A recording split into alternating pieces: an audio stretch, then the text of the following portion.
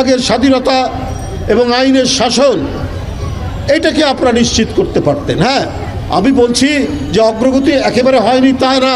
আমরা বক্তৃতা করে বাসায় ফিরে যেতে পারি, আমাদেরকে পুলিশ ধরবে না এইটা মনে হয়, গোয়েন্দা পুলিশ রাস্তার মধ্যে আমাদেরকে আটকাবে না এইটা হয়েছে।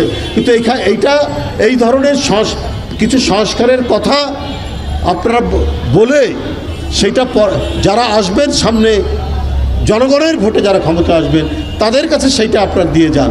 এর জন্য যদি আপনারা দীর্ঘদিন দীর্ঘ সময় এবং রাজনীতিবিদরা কিছুই করেনি, 50 বছরে কিছুই করতে পারেনি, এই ধরনের অহংবোধের প্রতীক যদি আপনারা অভিব্যক্তি ঘটান তাহলে কিন্তু মানুষ ক্রমান্বয়ে আপনাদের প্রতি এখন যে ভালোবাসা আছে সেই ভালোবাসা হ্রাস পেতে থাকবে এবং মনে করবে আপনারা অসৎ উদ্দেশ্য নিয়ে কোনো কাজ করছেন। আপনারা সত্যিকার অর্থে জনগণের যে অধিকার, ভোটিং রাইট, যেটা শেখ হাসিনা 15 বছরে একেবারে নিরুদ্দেশ করে দিয়েছিলেন, সেই ভোটিং রাইটসটা আপনারা হয়তো ঠিক মতো দিতে চান না। এই ধরনের আশঙ্কাও মানুষের মধ্যে তৈরি হবে।